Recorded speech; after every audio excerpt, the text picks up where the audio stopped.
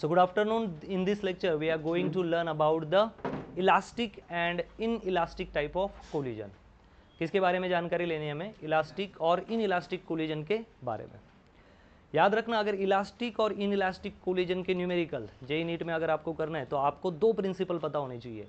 पहला है conservation of linear momentum और दूसरा है कंजर्वेशन ऑफ एनर्जी। और ये दोनों भी चीज़ें आप स्कूल लेवल से ही पढ़ रहे हो। तो हम हेडिंग लगाएंगे elastic and inelastic collision. Topic hard नहीं है, टॉपिक को बस समझना है और हमारे मतलब का क्या है ना उसको उठाना है। कोलिजन का मतलब होता है टक्कर मारना, ठीक है? सर से टक्कर नहीं मारेंगे हम, दो चीज़ों की कोलिजन देखने वाले हैं। इलास्टिक और इनइलास्टिक को समझने के लिए हमें दो प्रिंसिपल का सपोर्ट लेना है। पहला प्रिंसिपल क्या है? Conservation of linear momentum. Derivation start करेंगे, न्यूमेरिकल भी करेंगे, लेकिन उससे पहले पूरा डेरिवेशन जो समझने का बेस है मेन, वो किस पे डिपेंड है? कंजर्वेशन ऑफ लीनियर मोमेंटम पे। मोमेंटम, एक एक वर्ड का मतलब भी मैं आपको समझाऊंगा आपकी भाषा में।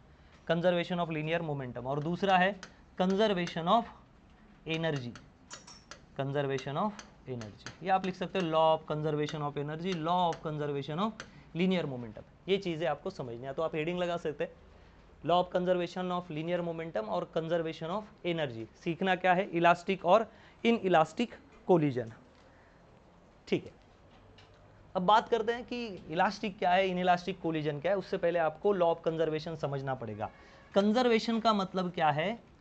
कंजर्वेशन का मतलब है कि वैल्यू बदलेगी नहीं, जैसे स्टार्टिंग में थी वैसे ही लास्ट में रहेगी। किसकी वैल्यू? लीनियर मोमेंटम की। What is linear? लीनियर मतलब भाई सीधा सरल, इन अ स्ट्रेट लाइन। और मोमेंटम क्या होता है? P is equal to mass into velocity. Momentum को अगर हमें हिंदी या मराठी में कोई वर्ड चाहिए तो वो वर्ड है चाल। क्या बोलते हैं उसको? चाल, हलचाल। जैसे कि मैं इस लोकेशन से इस लोकेशन के लिए ट्रैवल कर रहा हूँ, आई बात, मैं यहाँ से यहाँ जा रहा हूँ। इसका मतलब क्या है मेरे पास? पहली बात, मेरे पास क्या है? मास। और मेरे साथ क्या, कौन सी चीज़ जुड़ गई अब? वेलोसिटी। अगर मैं यहाँ रुका हूँ तो मेरे पास केवल मास है, लेकिन वेलोसिटी कितनी है? ज़ीरो। तो मेरे पास मास भी है और वेलोसिटी भी है। जब मैं चलता हूँ तो ये मास वाली जो चीज़ें जो वेलोसिटी से चलती है वो क्या करती है? मास, उसको क्या है? हलचल। उसको ही क्या हम बोलते हैं? चलने वाली, या हिंदी में उसको बोलते हैं चलीय। क्या बोलते हैं? चलीय, जो मोशन में है। इंग्लिश में क्या बोल देते हैं? Object in motion. Object in motion, इसको समझो, ऑब्जेक्ट इन मोशन। इसको क्या बोलते हैं? मोमेंटम। अगर कोई चीज सीधा चल रही है तो उसको क्या बोलेंगे? What he is doing? He is doing linear momentum. क्या बोल रहा है वो? Linear momentum. जैसे कि रास्ते पे चलने वाली कार, रास्ते पे चलने वाली car has mass also and velocity in straight line also, so he has momentum. Yes, which type of momentum? Linear momentum, but its formula is mass into velocity. तो इनका कहना है कि कोई भी चीज़ का जो मोमेंटम होता है वो हमेशा कंजर्व होता है। और हमें प्रैक्टिकल के साथ देखना है। पहले एक बार लॉ समझ लो, कोई भी चीज़ का लीनियर मोमेंटम हमेशा ही क्या रहता है? कंजर्व रहता है, या जितना पहले था उतना ही बाद में रहेगा, ठीक है। उसके बाद आते हैं कंजर्वेशन ऑफ एनर्जी के बारे में। कंजर्वेशन ऑफ एनर्जी का प्रिंसिपल हम स्कूल लेवल से पढ़ रहे हैं। क्या है वो? Energy neither be created nor be destroyed. Conservation of energy क्या सिखाती है? जितनी एनर्जी आपके पास पहले थी, कोई फंक्शन करने के बाद उतनी ही एनर्जी आपको बाद में भी आपके पास होनी चाहिए, ठीक है। कुछ बात करते हैं कोलिजन पे। एनर्जी के बारे में सबको पता है, हम बात करते हैं कोलिजन पे। कोलिजन का मतलब होता है टक्कर। कहाँ कहाँ टक्कर होती है? और न्यूटन का सेकंड लॉ भी यहाँ काम आएगा। न्यूटन का सेकंड लॉ क्या है? The rate of change of linear momentum is directly proportional to applied external force. इसको समझने की कोशिश करते हैं। जब टक्कर होती है, अब टक्कर कहाँ होगी? मानो कि कैरम खेल रहे हैं, कोई बंदा कैरम खेल रहा है और उसने स्ट्राइकर से किसी को हिट कर दिया। ये स्ट्राइकर है और उसको हिट कर दिया। जैसे ही वो इसको हिट करेगा, जैसे वो उसको हिट करेगा, हिट करने की वजह से ये और ये बॉडी कांटेक्ट में आएगी और उसकी सारी एनर्जी किस में ट्रांसफर हो जाएगी? इसमें। क्या सारी एनर्जी ट्रांसफर होगी? हो सकता है थोड़ी कम हो, ज़्यादा हो, और बहुत ही ज़्यादा कम हो सकता है कि ये टक्कर मारने के बाद यहाँ जाके गिर जाए और आपका एक पॉइंट बढ़ जाए, ऐसा भी हो सकता है। अगर हम स्नूकर टेबल पे स्नूकर खेल रहे हैं तो वहाँ भी आपने देखा होगा कि एक स्टिक होती है और जिससे क्या होता है, बॉल को मारा जाता है। बिलियार्ड बोलते हैं शायद, मैंने गलत बोल दिया। तो इसको मारते हैं और ये अंदर जाती है। इसका मतलब जो दो चीज़ें कांटेक्ट में आती है तो वो एक दूसरे की एनर्जी क्या करती है, शेयर। मानो कोई इंसान बहुत शांति से चल रहा है, ट्रैवल कर रहा है, और बहुत एक इंसान काफ़ी तेज़ी से आया एकदम फास्ट और इसको धक्का मार दिया। तो जब आप किसी का धक्का खाते हो तो आपका स्पीड वही रहता है या चेंज हो जाता है? चेंज हो जाता है। और जिसने आपको धक्का मारा उसका वही रहता है या उसका भी चेंज हो जाता है? चेंज हो जाता है। इसका मतलब जब दो बॉडीज कांटेक्ट में आएगी तो वो एक दूसरे के साथ क्या शेयर करेगी, एनर्जीज। आई बात समझ में? क्लियर हो गया? अब हम थोड़ी सी बात करते हैं न्यूटन के थर्ड लॉ पे। न्यूटन के थर्ड लॉ ने हमें क्या सिखाया? मानो कि एवरी एक्शन, अभी न्यूटन का लॉ सबको होता है, every action and equal and opposite reaction. This is a 2 metre height. यहां से मैंने बॉल को नीचे फेंका, बॉल जैसे ही गिरा, अब बॉल यही आना चाहिए ना, यहां से फेंका था, लेकिन practically we observe that ball is not reach up to the side, he reach something up to the side. So जब वो पहले यहाँ था और जब टप्पा खाने के बाद वन बाउंस मारा, वो कहाँ आया, यहाँ पे। क्यों नहीं आया वो वापिस? क्योंकि उसकी कुछ काइनेटिक एनर्जी क्या हो गई, लॉस। तो कोलिजन यही बता रहा है। कोलिजन की थ्योरी क्या कह रही है? In collision, this is really MP, in collision linear total linear momentum is conserved, is conserved. इनका कहना है कि उसका लीनियर मोमेंटम कंजर्व हो जाएगा, बट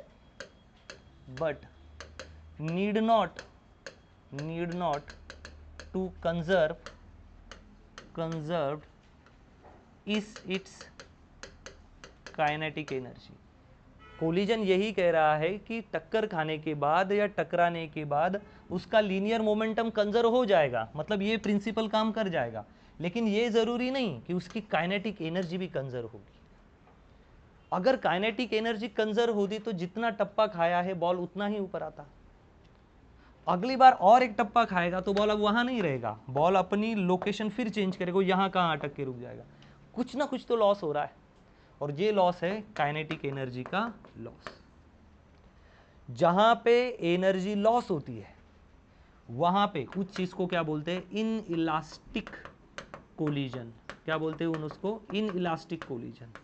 जहां पे काइनेटिक एनर्जी कंजर्वेशन काम नहीं कर रहा है, या जितनी टोटल, जितनी टकराने के पहले एनर्जी थी उतनी टकराने के बाद नहीं मिल रही है, तो हम लिखेंगे टोटल काइनेटिक एनर्जी बिफोर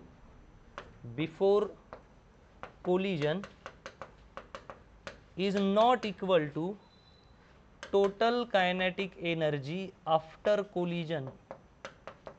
ये मैं कहना चाहता हूं। किसको हम इनइलास्टिक कोलिजन कहेंगे? कि जहां टकराने से पहले वाली काइनेटिक एनर्जी और टकराने के बाद की काइनेटिक एनर्जी सेम नहीं आ रही है। अगर सेम आती तो बॉल वापिस उतना ही आता ना, बॉल उतना वापिस आया नहीं। तो ऐसे टकराने को क्या कहते हैं, इनइलास्टिक कोलिजन। और डे टू डे लाइफ में हम डेली करते हैं। मानो कि कोई बंदा बॉल खेल रहा है, उसने दीवार को बॉल मारा तो बॉल रिटर्न आया, क्या उतनी ही काइनेटिक एनर्जी लेके आया? ना कुछ काइनेटिक एनर्जी क्या हो गई है, लॉस। ऐसी चीजों को हम कहते हैं इनइलास्टिक कोलिजन। लेकिन सर मानो कि वो दोनों एनर्जी कंजर्व हो गई, जितनी टक्कर के पहले काइनेटिक थी और उतनी ही बाद में रही, तो उस कोलिजन को क्या कहेंगे? Very good.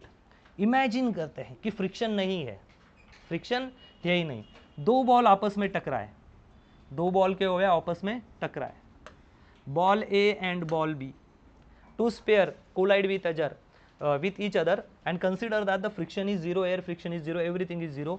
इसकी काइनेटिक एनर्जी और इसकी काइनेटिक एनर्जी को नाम देते हैं 2 और 1।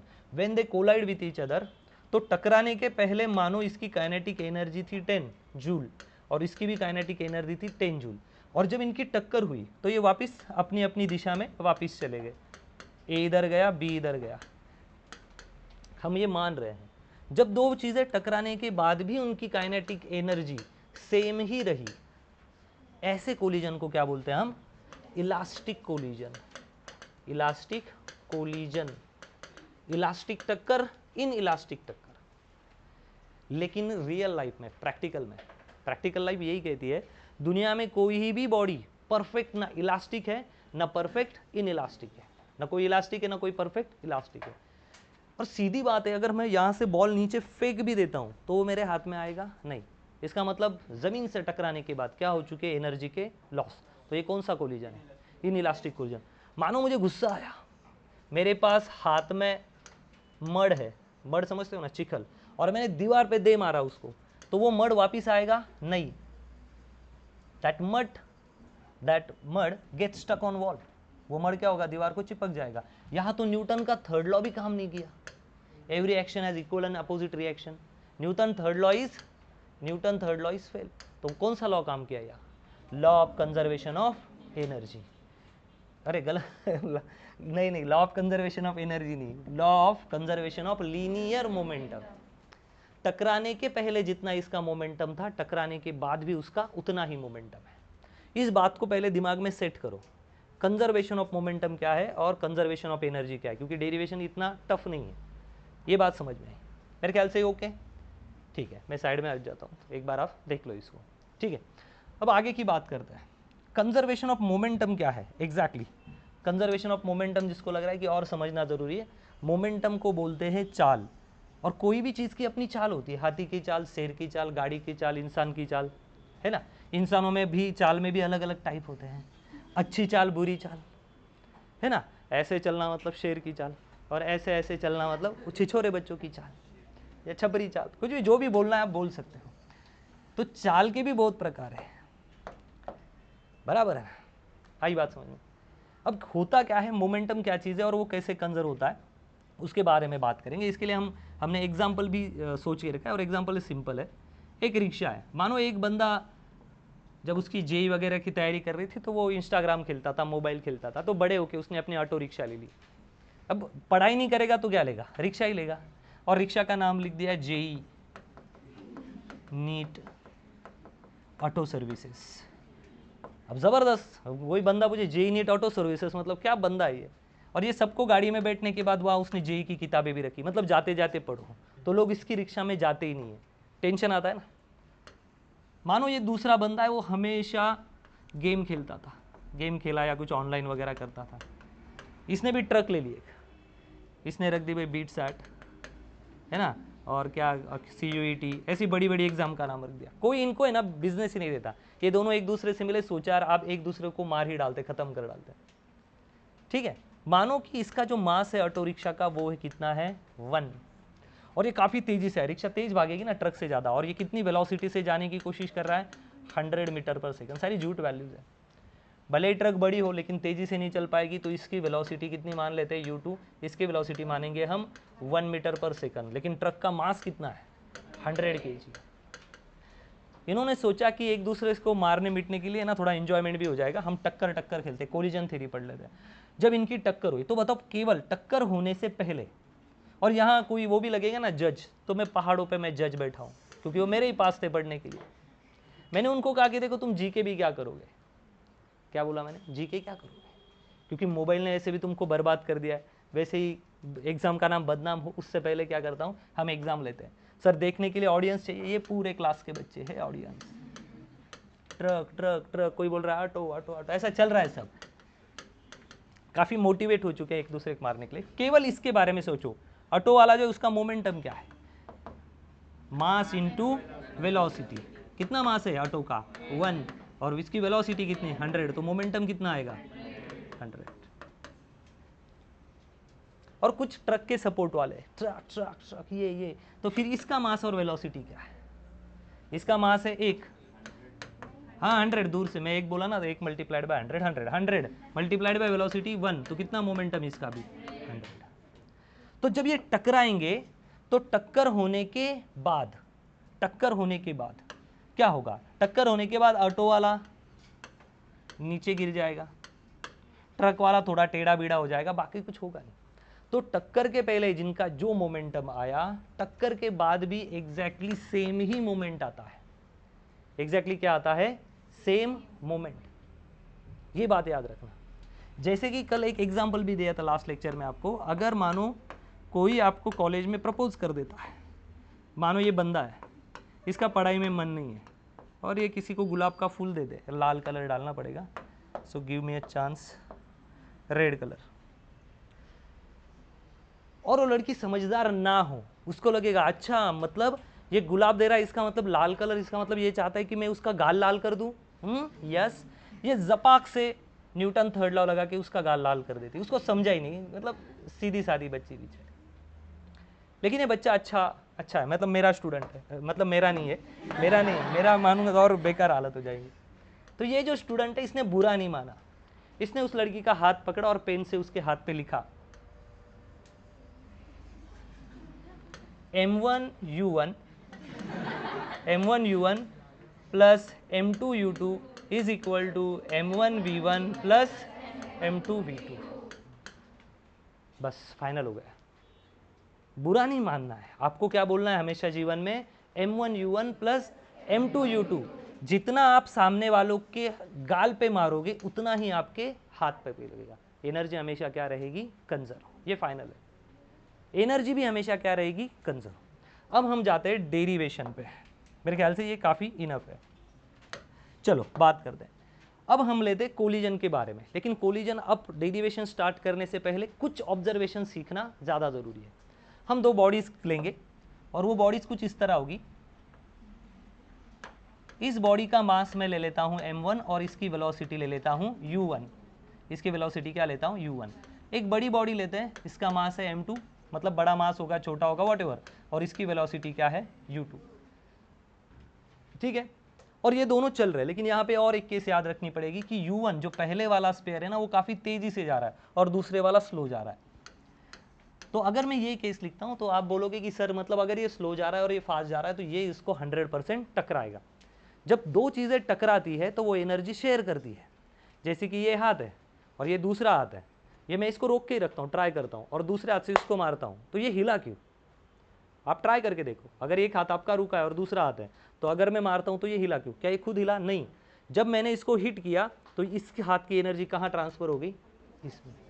लेकिन अब दोनों हाथ को तेजी से लाते हैं और दोनों को टकराते हैं, हो सकता है दोनों की एनर्जी क्या हो जाए, एक दूसरे को क्या कर दे, कैंसिल कर दे, या दूसरे एनर्जी में ट्रांसफर हो जाए। तो इसका जो मास है, इसकी वेलोसिटी, इसका मास, इसकी वेलोसिटी, केवल और केवल बात करो आफ्टर नहीं बोलेंगे हम, क्या बोलेंगे, बिफोर कोलिजन। टक्कर के पहले क्या हालत है, बिफोर कोलिजन। बताओ इसका मोमेंटम क्या है? मोमेंटम होता है मास इंटू वेलोसिटी, M1U1 प्लस इसकी M2U2। हम एक बाहर की फ्रेम से इसको देख रहे हैं, मानो कि मैं यहाँ पढ़ा ही नहीं रहा हूँ और आप लोग इसको देख रहे हो, तो बाहर से देख के आप क्या लोग मैथ्स लगाओगे इसको कि भाई इसका मोमेंटम M1U1, इसका मोमेंटम M2U2। फ्रेम बदल गई ना, आप सामने हो, इस फ्रेम में देख रहे हो। मानो कि आपने उनका टक्कर होते हुए भी देखा। क्या देखा? उनकी टक्कर होते हुए। टक्कर होने के बाद न्यूटन का थर्ड लॉ काम कर जाएगा, इसका मास M1, इसका मास M2। ये ए बॉडी बी बॉडी पे क्या लगाएगी, फोर्स, और बी बॉडी ए बॉडी पे क्या लगाएगी, फोर्स। तो ये कितना लगाएगी, F, force on B by A, force on B by A. और इस पे कितना लगेगा, force on A by B.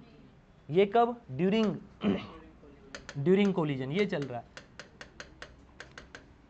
तो टक्कर तो होती, गाड़ियों की टक्कर होती, कैरम खेलते तो उसमें होती है, बिलियर्ड्स खेलते तो उसमें होती है, रैकेट और बैट की टक्कर होती है, हर जगह पे टक्कर ही टक्कर है। कुछ लोग कॉलेज में जानबूझ के टक्कर देते हैं। अगर फिजिक्स में टक्कर हुई तो एनर्जी कंजर्व होती है, या law of conservation of linear momentum काम करता है। अगर आपको इंडियन टक्कर के बारे में सोचना है, देखिए कॉलेज वालों की भी टक्कर करवा देते हैं, ये काफ़ी डेंजर लड़की है। और एक नया एक छपरी लड़का आया और उसको टक्कर मार दी, तो यहाँ पे कोई लॉ कंजर्व नहीं होगा। ये लड़की क्या बोलेगी, बावलट, गधा, माँ, बहन, भाई, बुआ, दादी। तो यहाँ पे फिजिक्स के कुछ लॉ काम करेंगे नहीं, लेकिन चेहरे पे स्माइल होनी चाहिए, बस ये मेरा कहना है। बुरा लोग बोलेंगे, हमें स्माइल कम होने देनी नहीं चाहिए। ये हो गया ड्यूरिंग कोलिजन। टक्कर के बाद आपको क्या लगता है, क्या वो अपना उतना ही मास रखेंगे? नहीं, टक्कर के बाद मास क्या हो जाता है, चेंज हो जाता है। लाइक आई एम वॉकिंग और समबड़ी किसी ने धक्का दे दिया तो मैं ऐसा हो जाऊंगा। इसका मतलब क्या है, मैं ऐसा नहीं चल रहा था, उसकी जो एनर्जी है धक्का देने के बाद मेरे बॉडी में आई और मैंने क्या कर दिया, वर्क। तो टक्कर जब हो जाती है तो उसके बाद की जो वेलोसिटी ना वो अब u1 v1 जैसी नहीं रही, लेकिन एक चीज नहीं बदली, mass is as it is but the velocity change, the new velocity is v1 and we are interested to find out that new velocity. टक्कर के पहले u1 थी तो टक्कर के बाद कितनी आएगी, इसमें कौन रिस्पॉन्सिबल है, जिसने उसको टक्कर मारी वो। अगर टक्कर के पहले u1 थी और टक्कर हो गई तो किसने टक्कर मारी, भाई पीछे वाले ने, तो वेलोसिटी अगर बदली भी होगी तो किसकी वजह से, सामने वाले की वजह से। इसका मास क्या है m2, तो इसकी वेलोसिटी कितनी आएगी। अगर मैं चल रहा हूं, पीछे से कोई धक्का मार देता है तो मेरी वेलोसिटी कितनी बदलेगी, ये किस पे डिपेंड है, उसका मास कितना था और उसकी वेलोसिटी कितनी थी। मानो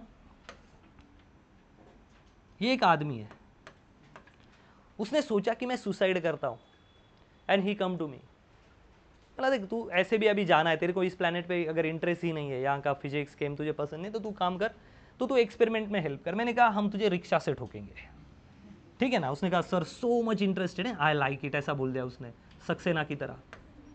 तो रिक्शा में बैठा मैं, डर खाट खाट डाल दिया, गेयर डाल दिया, उसको उड़ाया तो वो थोड़ा सा ही दूर जाके उड़ा और आके मुझे 4 गालियाँ दे दी। तो सर क्या मजाक ले रहे हो आप, कुछ नहीं हुआ मुझे, मतलब कोई बात नहीं। एक्सपेरिमेंट नंबर 2, वो फिर से खड़ा रहा, इस बार मैं ट्रक लेके आया, है ना, गाड़ी सनी देओल चला रहा है ना, और गाड़ी उड़ाई, एक फुल जोर से उड़ गया हवा में, लेकिन मरा ही नहीं, उसका टाइम ही नहीं भरा है। उसने कहा सर मजा नहीं आया, ऐसा मतलब ऐसा मरना भी एकदम ऐसा जबरदस्त मरना है। मैं अगली टाइम डायरेक्ट रेलवे ट्रैक पे गया, डायरेक्ट वंदे, अच्छा इतनी अच्छी ट्रेन को बदनाम करना सही नहीं, डायरेक्ट ट्रेन, बुलेट ट्रेन पे लाया, इसको बोला टाइटैनिक की पोज दे, इस बार तो तेरा कांड ही है। इसको ठोका फिर भी ये नहीं मर रहा है, तो क्या बताओ। लेकिन ये पहले से दूर गिरा, जब ऑटो से मारा यहाँ गिरा, जब ट्रक से मारा यहाँ गिरा, बुलेट ट्रेन से मारा तो कहाँ गिरा, यहाँ पे। ऑटो से ठोका तो पास, ट्रक से ठोका तो दूर गया, बुलेट ट्रेन से ठोका तो क्या हुआ। तो किस पे डिपेंड है कि उसकी वेलोसिटी कितनी बदलेगी, जिसने उसको ठोका उसके मास पे, और उस चीज की वेलोसिटी कितनी थी उस पे, और खुद की वेलोसिटी कितनी थी तब उस पे। ये 3 चीजें उस पे काम करती है, ठीक है। अब मुझे लगता है कि हम डायरेक्टली डेरिवेशन को स्टार्ट करते हैं। जब टक्कर हो गई तब के मोमेंटम क्या है, m1 v1 मास into velocity plus m2 v2, ये हो गए टक्कर के बाद के। हम इसको थोड़ा सा मिनिमाइज कर लेते हैं और इन दोनों को देख के एक लॉ के ऊपर बात करते हैं। किसके काम करेंगे, एक लॉ के ऊपर।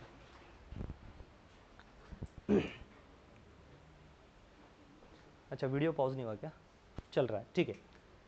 अब ये हो गया टक्कर के पहले की वैल्यूज और ये हो गए टक्कर की बाद की वैल्यूज।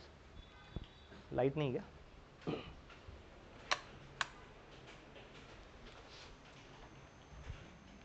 कर्टन ओपन कर दो प्लीज। हाँ बस बस बस बस बस बस, ओके थैंक यू।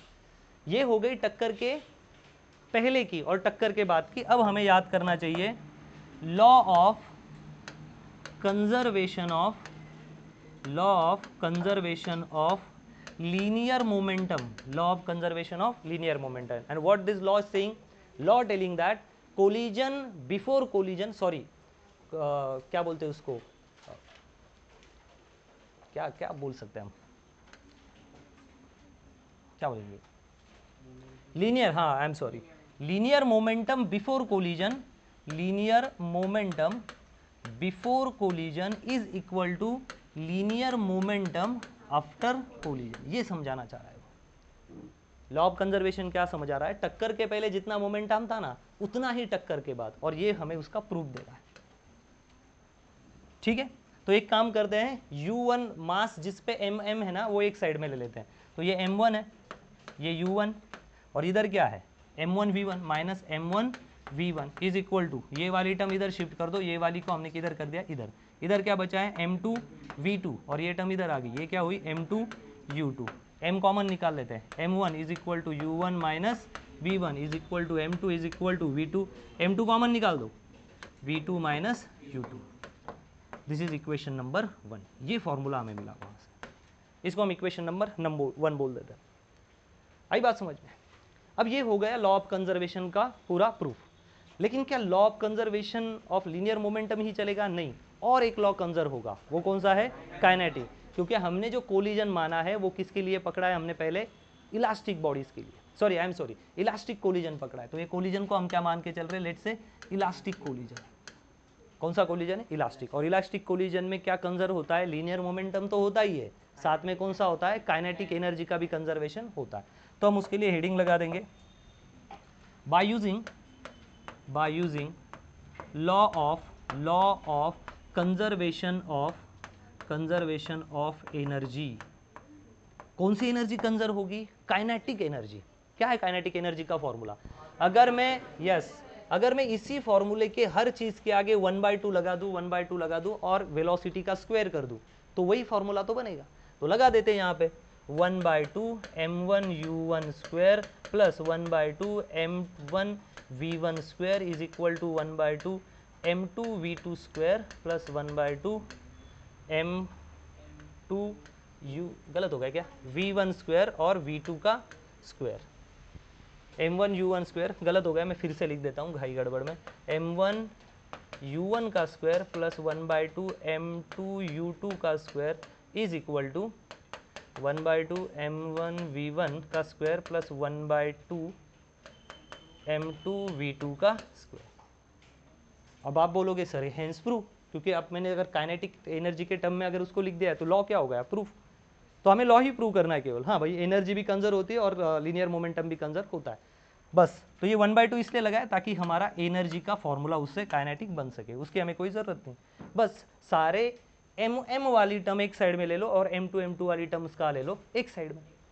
सर ये लिखा ही क्यों अगर काटना था तो, क्योंकि अगर मैं ये ना लिखूँ 1/2 तो वो काइनेटिक एनर्जी का फॉर्मूला बनेगा ही नहीं, इसलिए केवल दिखा है। देखो काइनेटिक एनर्जी भी क्या होती है, कंजर्व। सारे 1/2 काट दिए और m वाली टर्म इधर ले ली, m1 u1 square minus m1 v1 square is equal to m2 v2 square minus m2 u2 square.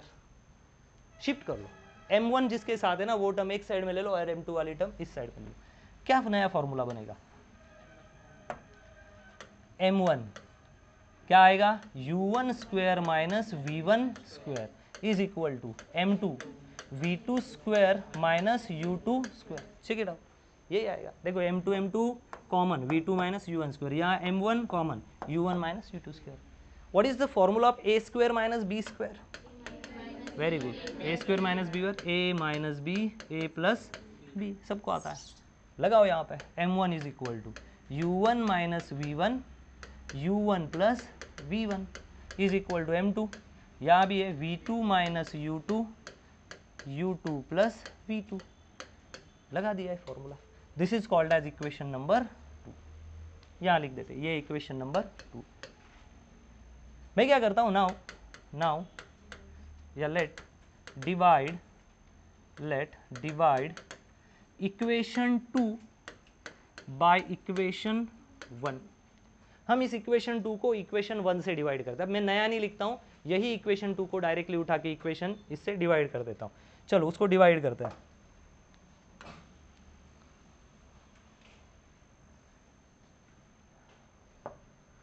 ये लो मैंने कर दिया इसको डिवाइड। अच्छा बहुत घंटा लगा, डिलीट कर लिखना ही पड़ेगा। चलो घंटा का कोई फायदा नहीं है। ओके चलो इसको डिवाइड कर देते हैं इससे।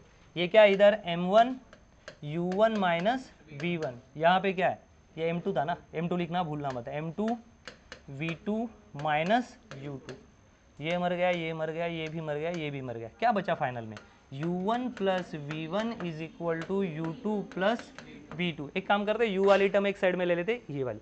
सर क्यों लेंगे, टक्कर से पहले दोनों गाड़ियों की वेलोसिटी, दोनों स्पेयर की वेलोसिटी चेक करो।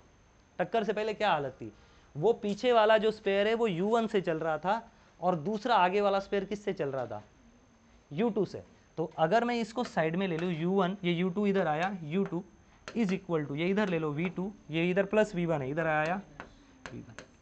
क्या इंडिकेट कर रहा है ये, आप इसको कैसे पढ़ोगे, पहले स्पेयर की वेलोसिटी, पहले छोटे स्पेयर की वेलोसिटी कब, टक्कर के पहले, u2 दूसरे स्पेयर की वेलोसिटी टक्कर के पहले। अब इंग्लिश में क्या बोलेंगे, एक दूसरे के हिसाब से, इसको क्या बोलते हैं हम, रिलेटिव वेलोसिटी ऑफ स्पेयर, या बॉल लिख दो, या ठीक है चल स्पेयर लिखते हैं, ऑफ स्पेयर बिफोर कोलिजन, टक्कर के पहले उन दोनों की रिलेटिव वेलोसिटी, वेलोसिटी नहीं, रिलेटिव वेलोसिटी, वेलोसिटी नहीं सीखना है आपको, या कौन सी वेलोसिटी सीखना है, रिलेटिव वेलोसिटी। आपको रिलेटिव वेलोसिटी थोड़ा फील करवाता हूं, ध्यान दो यहाँ पे। मानो मैं साइकिल चला रहा हूं और मेरी साइकिल की जो स्पीड है, मैं इस दिशा में जा रहा हूं, मेरी साइकिल चल रही भाई 30 की स्पीड से, अभी थोड़ा ज़्यादा ही भव दे दिया मैंने, 10 मीटर पर सेकंड से, और यहाँ से एक कार वाला गुजरा, उसकी गाड़ी का जो स्पीड है सेम डायरेक्शन में, वो चला रहा है लगभग 50 मीटर पर सेकंड की स्पीड से। तो अब मैं साइकिल चला रहा हूँ, गाड़ी यहाँ से जा रही है, गाड़ी मेरे बाजू में जा रही है, उसकी स्पीड है 50, मेरी स्पीड है 10, मेरे हिसाब से उसकी स्पीड कितनी है फिर 40, 50 नहीं है, क्योंकि when two things are moving in same direction their velocity subtract from each other। मुझे ये लगेगा, मैं मेरी तो 10 में हूं ना, because I am also in motion and that person is also motion, so मुझे ये लगेगा कि उसकी वेलोसिटी 50 नहीं है, सेम दिशा में चीज जा रही है, तो मुझे कितना लगेगा 50 minus, I am really sorry, 10 minus 50, मतलब कितना हो गया 40, डायरेक्शन पे मत जाओ अभी, कितना हो गया 40। Are you understanding this? ये आपको समझ रहा है? मुझे लगा, मतलब उसको इंग्लिश में क्या बोलेंगे, रिलेटिव टू मी, मेरे हिसाब से उसका स्पीड कितना है 40, जबकि उसका स्पीड कितना है 50। आई बात समझ में? इसको बोलते हैं relative velocity. Relative velocity of sphere with before collision, टकराने के पहले एक दूसरे के रिस्पेक्ट में उनका स्पीड कितना है, and this is what relative, very good, relative velocities of sphere after collision, after collision. ये बात समझनी है, टर्म को समझो। वेलोसिटी मतलब वेलोसिटी, मैं चल रहा हूं तो ये मेरी वेलोसिटी, लेकिन कोई बंदा तेजी से यहां भागते गया तो मेरे रिस्पेक्ट में उसकी वेलोसिटी क्या होगी सर, उसकी तो उतनी रहेगी ना। जिस प्लैनेट पे हम रहते हैं वहां पे फ्रेम ऑफ रेफरेंस काम करता है। हमें ये पता है कि बस जब चलती ना तो पेड़ खड़ा है, लेकिन पेड़ मानो यहाँ है, जब बस आगे जाएगी तो पेड़ कैसे जाते हुए दिखेगा, पीछे। यार पेड़ पीछे नहीं जाता है तो फिर लगता क्यों है? इसको ही बोलते हैं हमारे फ्रेम ऑफ रेफरेंस में, वो हमारे फ्रेम ऑफ रेफरेंस में। तो अगर हम मोशन में, तो हम हमारी मोशन किस में देखते हैं, पेड़ में। सर लेकिन पेड़ तो रुका, मैं वही कह रहा हूँ, पेड़ इज स्टॉप्ड, पेड़ जो है, जो वो क्या बोलते हैं ट्री, वो रेस्ट पोजीशन पे। लेकिन ये प्लैनेट पे जब हम फ्रेम ऑफ रेफरेंस में देखते हैं तो हम हमारी वेलोसिटी किसको दे देते हैं, पेड़ को। ऐसा हमें लगता है, इसलिए मेरे हिसाब से पेड़ पीछे जा रहा है, अगर पेड़ पे कोई बंदर बैठा है तो उसके हिसाब से मैं कहाँ जा रहा हूँ, आगे। This is called as relative velocity. आई बात समझ में? ये सब फंडामेंटल है मेरे ख्याल से यहाँ तक। ओके, तो ये दो फॉर्मूले हमने बना लिए और ये हो गया हमारा एक छोटा सा पार्ट। डेरिवेशन को और आगे बढ़ाएंगे, ठीक है? ये फटाक से हम छाप लेंगे, इसका प्रैक्टिस हमें आना चाहिए, ठीक है? इसको एक कोने में शिफ्ट कर देते हैं।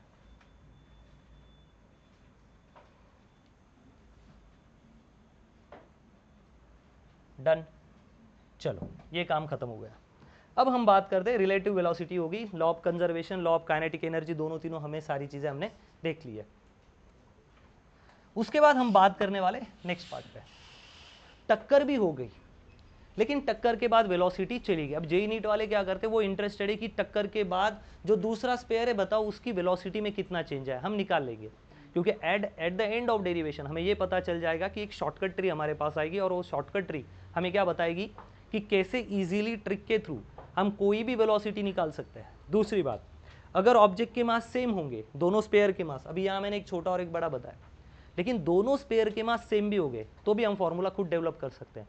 मान सकते हैं कि एक स्पेयर बिल्कुल रुका हुआ है और दूसरे स्पेयर से हम उसको हिट करेंगे तो भी हमें उसकी वेलोसिटी निकालते आएगी। लेकिन पहले हमारा टारगेट है कि हम डेरिवेशन को क्या कर ले, सक्सेसफुली कंप्लीट।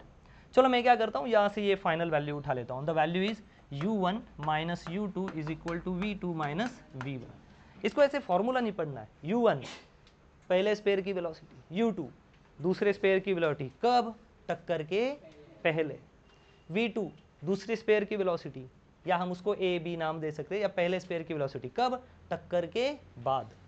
ये चीज़ें हमें भूलनी नहीं चाहिए, तब हम इन चीज़ों को पढ़ सकते हैं। u1 क्या है, v1 क्या है, रट्टा नहीं मारना है। नाउ मैं काम करता हूँ, v1 को यही रखता हूँ, या V1 को यहाँ शिफ्ट करता हूँ, हमें क्या करना है, V1 की वैल्यू निकालना है। किसकी वैल्यू निकालनी है, V1 की। तो V1 को एक साइड में लाओ कुछ भी करके, तो मैं V1 इधर माइनस है ना, उधर भेज देता हूँ प्लस, तो V1 is equal to V2, ये सारी टर्म इधर आ जाएगी, माइनस U1 प्लस U2।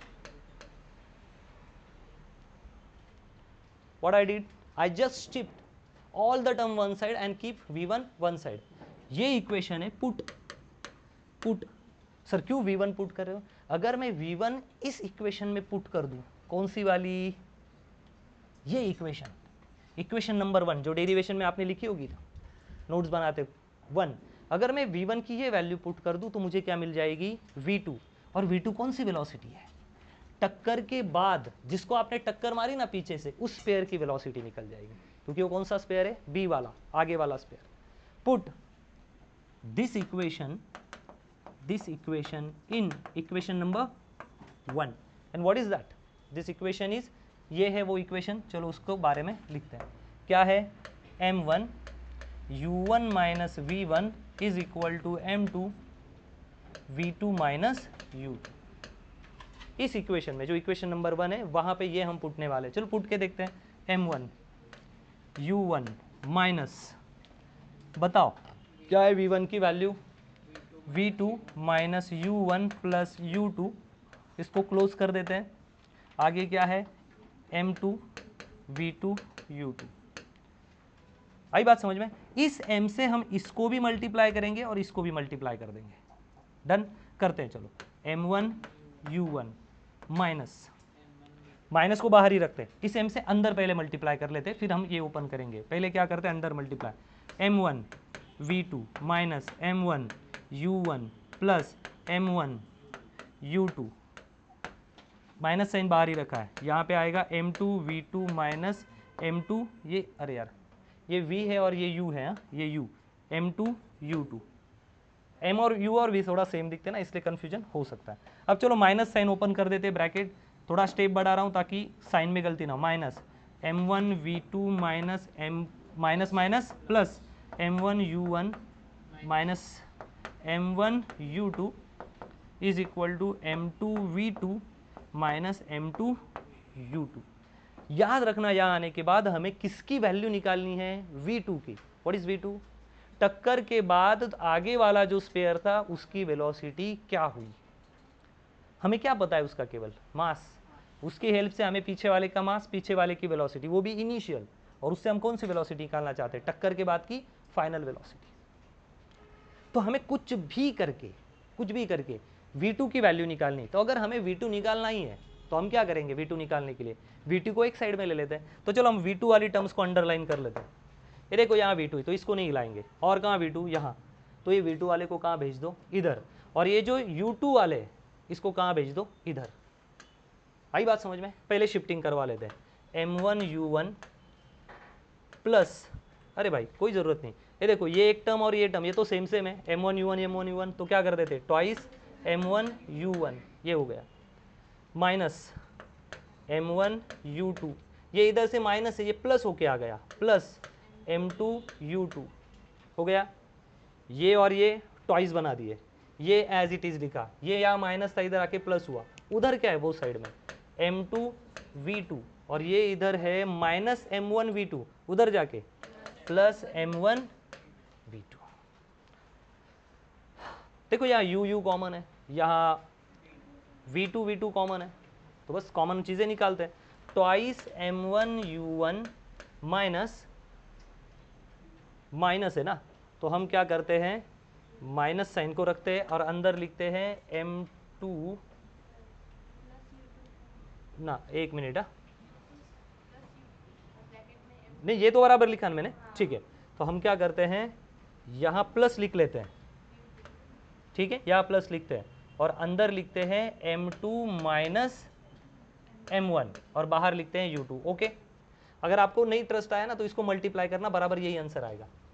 आई बात समझ में? क्योंकि अगर मैं मल्टीप्लाई करूँ तो देखो क्या होगा, m2 इंटू u2 और इसको करूंगा तो माइनस m1 u2 आ गया, इज इक्वल टू, यहाँ से क्या कॉमन निकल सकता है, v2, तो m1 प्लस m2 और बाहर क्या है v2। ये एक इक्वेशन बनी। अब हम क्या करते हैं, हमें V2 का वैल्यू चाहिए, टक्कर के बाद दूसरी बॉडी का क्या हालत हुआ उसकी वैल्यू, तो इस M1 M2 से सबको क्या कर देते हैं, divide. So finally we get that value.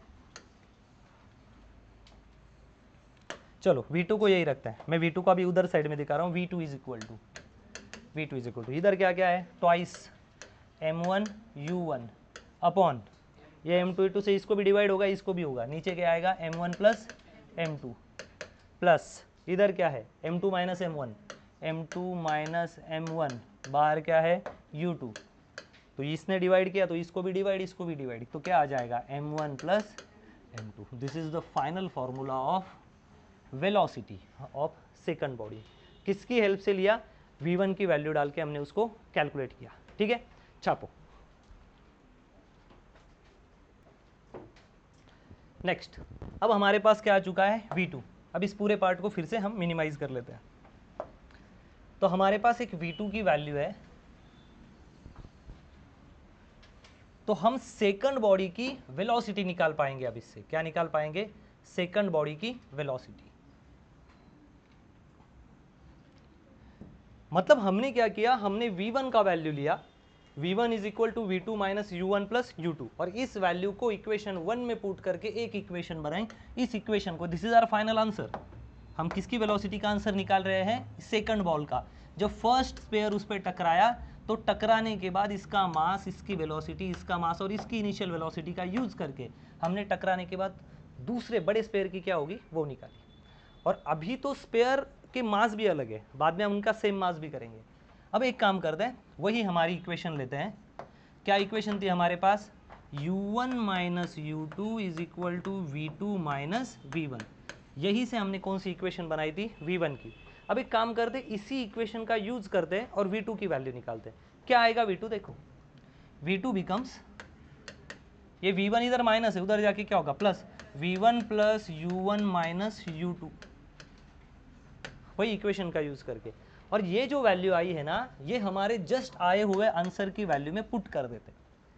Why we are doing so, because by using this equation we first find the value of V1, put that value into equation number 1, you can see over here, and we get the value of V2.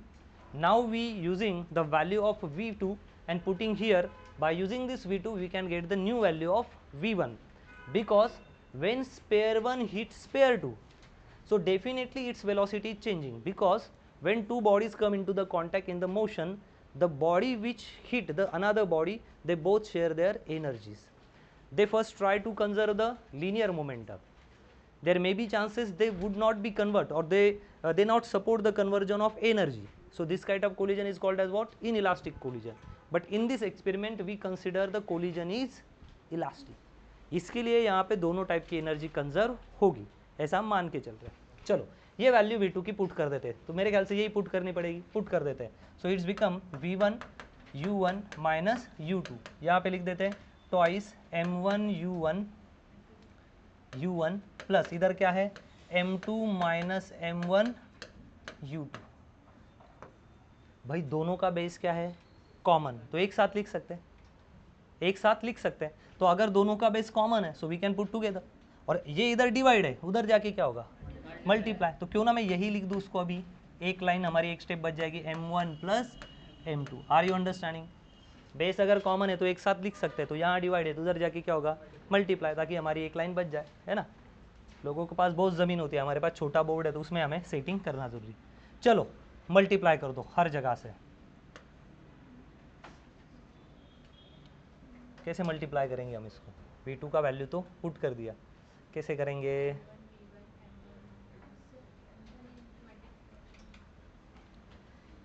Multiply हुआ तो पूरी term को नहीं होगा ना, केवल इसको ही होगा क्या, पूरी टर्म को होगा ना, सॉरी मिटाना ही पड़ा मुझे। यहाँ से ये क्या है हमारा V1 plus U1 minus U2, और किससे मल्टीप्लाई कर रहे हैं हम उसको, M1, सॉरी यहाँ का चला गया M1 प्लस M2।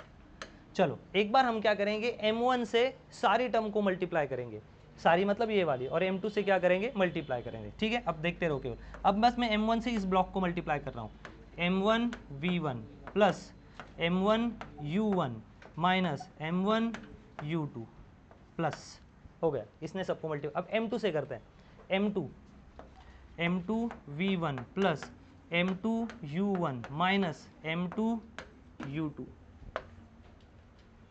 क्या करना है, एक वैल्यू से सबको फिर दूसरी वैल्यू से सबको मल्टीप्लाई करना है। इसको भी देख लो, is equal to twice M1 U1, ये वाला तो एज इट इज लिख देगा, ये वाला एज इट इज। अब यहाँ से ये U2 क्या करेंगे, अंदर मल्टीप्लाई कर देंगे, देखो plus M2 U2 minus M1 U2। काफ़ी डरावना है, बचपन में भौ करते थे ना, भौ भूखाड़ी आई, बस वैसा ही लग रहा है फीलिंग। भाई हमने V2 निकाल लिया है, क्या निकालना चाहते हैं हम लोग, V1। ऐसा करो कि V1 की ही टर्म एक साइड में रहे और बाकी सब कचरा निकाल दो। V1 का है उसको हाईलाइट करते, ये एक V1 है, ये एक V1 है, आई बात समझ में, ये V1 है और ये भी एक V1 है, बाकी सब कचरे को उधर भेज सकते हैं हम। तो चलो इसी को यहाँ रखते हैं और बाकी सब टर्म को उधर हम भेज देते हैं। तो यहाँ क्या बचेगा, M1 V1 और ये M2 V2। क्या इन दोनों में से पहले कॉमन ले ले, और कोई ये V1 V1 V1, हाँ कोई कैंसिल होने वाला है यहाँ पे, M1 U1 M1 U1, ये तो वही 2 बन गए, ये वाला और ये वाला ऐसी जोड़ियाँ लगा के रखता हूँ, ये तो 2 हो गए, और ये कौन से कट होने वाले, M1 U2 M1 U2। देखो ये यहाँ माइनस है, उधर जाके क्या हो जाएगा, प्लस हो जाएगा, लास्ट वाला माइनस M1 U2 और माइनस M1 U2, ये मर गया, ये मर गया, ठीक है, आई बात समझ में। चलो इसका कर देता हूँ मैं, M1 U1 और ये M1 U1, कितना M1 U1, 2 M1 U1, और ये प्लस 2 M1 U1 उधर चला गया, ठीक है। अब यहाँ के टर्म लिख लेते हैं, twice M1 U1 plus M2 U2, इधर क्या हुआ, M1 U1 twice M1 U1 उधर चला गया, माइनस ट्वाइस, कुछ गलत हो रहा है रे, यहाँ ऑलरेडी ट्वाइस M1 U1 है, वो भी कट होने वाला है,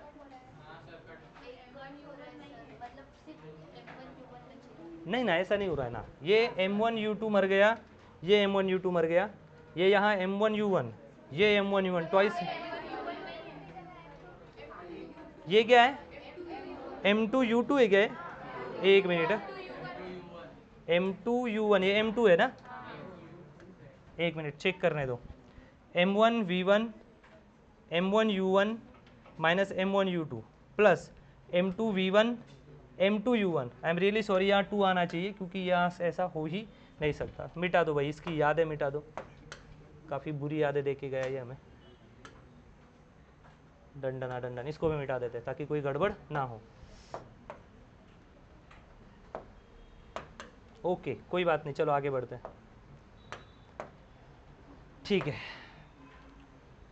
हाँ M1 U1 और ये यहाँ ट्वाइस M1 U1 है, तो ये M1 U1 उधर जाएगा तो माइनस हो जाएगा, तो M1 U1 इधर शिफ्ट हो गया, तो यहाँ क्या बन गया, twice M1 U1 minus M1 U1, तो क्या बन गया, केवल M1 U1 प्लस इधर क्या है M2 U2, और ये M2 U2 है इधर है, तो ये माइनस M2 U2 उधर गया तो क्या हो जाएगा, प्लस, तो ये M2 U2 और ये M2 U2 उधर जाने के बाद plus twice M2 U2, clear हुआ। यहाँ कौन बाकी है अब, M1 V1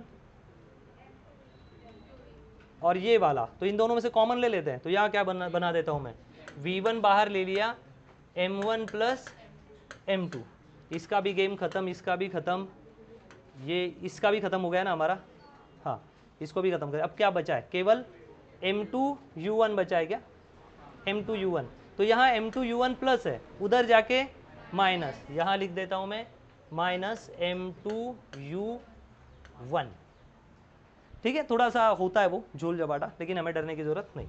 फाइनल लिखते हैं, V1 is equal to M1 plus M2 is equal to, यहाँ पे क्या है, twice M2 U2, twice M2 U2, ये देखो यहाँ पे भी U1 है और यहाँ पे भी क्या है U1, तो क्या हो जाएगा ये M1 minus M2 plus M1 minus M2, bracket के बाहर क्या आएगा U1, ठीक है, आई बात समझ में, ये आ गया। अब हमें क्या करना है, V1 की वैल्यू निकालना इजी हुआ है, V1 को यहाँ रखो और इस टर्म से क्या कर दो, सबको डिवाइड। अब इसकी कोई ज़रूरत नहीं है, इस चीज़ों को मिटा देता है, खाली वो during, after collision, before collision वाला चलेगा। आई बात समझ में, ये मिटा देता है। चलो फाइनल आंसर की तरफ बढ़ते हैं। What is our final answer, V1 is equal to यही लिख देते हैं, V1 is equal to twice M2U2 twice M2U2 divided by M1 plus M2 plus M1 minus M2 divided by फिर से M1 प्लस M2 और bracket के बाहर क्या आएगा, U1 I am really sorry, U1 है, U1 डन। बहुत बड़ी गलती हो गई थी हमारी, अगर वो 2 हम गलती से नहीं देते ना तो इशू आ जाता। डन, करेक्ट है। V2 जब होगा तो ट्वाइस M1 U1, नीचे तो कॉमन रहेगा, बड़े में से छोटा माइनस, ये 2 है तो ये 2 आना चाहिए, V1 है तो ये U1 आना चाहिए। अब शांति से सोचो, ये आ गए हमारे फाइनल आंसर। टक्कर के बाद बिफोर कोलिजन उनकी वेलोसिटीज थी U1 U2, दो स्पेयर टकराने के बाद उनकी वेलोसिटी बदलेगी ज़रूर, लेकिन वो कितनी बदलेगी ये फॉर्मूला है। अब इसको याद रखने का तरीका हमें फिर से देखना पड़ेगा, एक बार लिख लेते, तरीका बता देता हूँ। देखो साइमल्टेनियसली कैसा लिखोगे, अगर आपको V2 का तरीका निकालना है, व्हाट इज V2, टक्कर के पहले की वेलोसिटी होती है, keep in mind U1 U2, और टक्कर हो जाने के बाद की वेलोसिटी होती है V1 V2। क्योंकि ये एक बार समझ में आ गया ना तो गेम सेट। हमें टक्कर की पहले दी जाएगी, टक्कर के बाद की पूछी जाएगी। हो सकता है प्रॉब्लम में टक्कर के बाद की दी जाए और टक्कर की पहले ही पूछी जाए, तो फिर डेरिवेशन को बदलना पड़ता है। सबसे पहले हम क्या करते हैं, यहाँ लिख देते ट्वाइस। कैसे लिखेंगे, ट्वाइस M1 MU लिखेंगे, यहाँ नीचे लिखेंगे M1 प्लस M2 प्लस यहाँ लिखेंगे M माइनस M या U, और नीचे क्या लिखेंगे M1 प्लस M2। ये ट्रिक है। यहाँ क्या लिखा है 2, तो यहाँ पे भी क्या लगा दो 2 है, 2 है तो क्या लगाना पड़ेगा वहाँ पे 1, यहाँ 2 है तो क्या लगाओ यहाँ 1, और यहाँ 2 है तो ये बड़े वैल्यू से क्या करो छोटी वैल्यू माइनस, और यहाँ 2 है तो यहाँ क्या लगा दो 2। ये ट्रिक है, आई बात समझ में। ऊपर वाले को भी लिखते, ये हो गया V2 के बारे में। अब हम पढ़ेंगे V1 के बारे में। अगर आपको V1 निकालना है तो लिखते समय कैसा लिखोगे, twice MU upon M1 plus M2 plus M minus M बाहर U, नीचे M1 प्लस M2। ये अगर 1 है तो हमें यहाँ क्या लिखना चाहिए 2 अगर V1 निकाल रहे हो तो यहाँ क्या लिखना 2 और ये बड़ी वैल्यू है ना, ये 1 है यहाँ पे, जैसे 2 है तो हमने 2 से माइनस किया 1 को, तो ये 1 है तो यहाँ लिखने का 1 माइनस 2, और ये 1 है तो बाहर भी क्या लिखना 1। ये ट्रिक फॉलो करोगे तो आपको आराम से ये सारे आंसर निकल जाएंगे। आई बात समझ में। तो ये था हमारा वो पूरा डेरिवेशन जो हमें करना चाहिए था।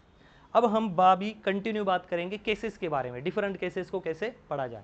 ठीक है, इसको मिनिमाइज कर देते हैं और अलग अलग केसेस को पढ़ते हैं। ये फॉर्मूला आपके दिमाग में सेट हो जाना चाहिए और ट्रिक के साथ। ठीक है, अब ये विजिबल है। केस 1 लेते हैं। Case 1, if mass of both sphere is same, दोनों स्पेयर का मास क्या हो जाना चाहिए, सेम हो जाना चाहिए।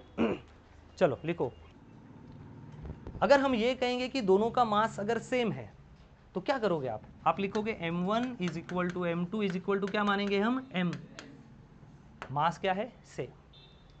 तो भाई एक काम करो, फिर से V1 का फॉर्मूला लिखते हैं, V2 का फॉर्मूला लिखते हैं, और सबकी जगह पे M1 हो या M2 हो क्या डाल देते हैं हम M।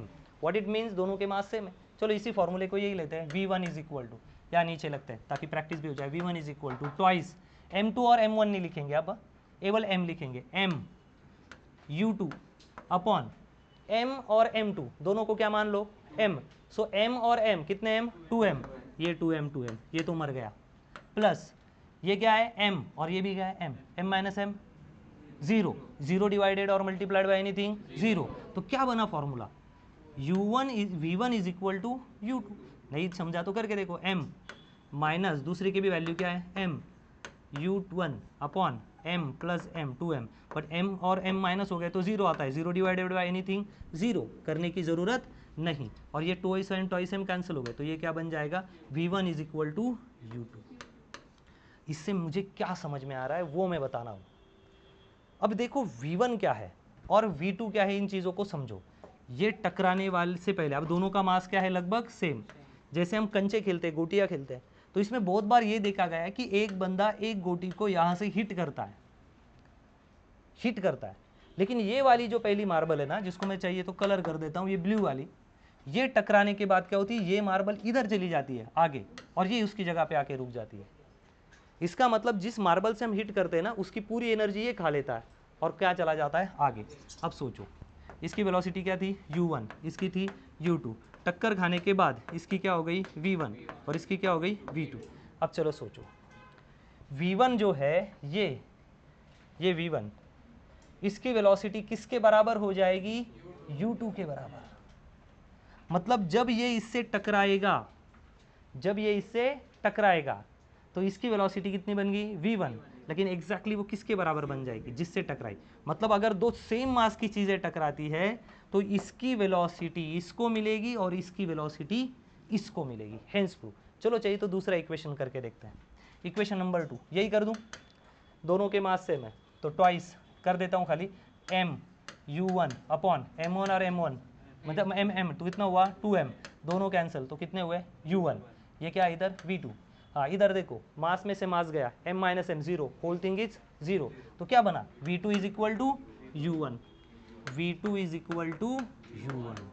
इससे ये कहना है कि दो सेम मास की चीज़ें अगर टकराती है तो इसकी वेलोसिटी इसमें, इसकी वेलोसिटी इसमें।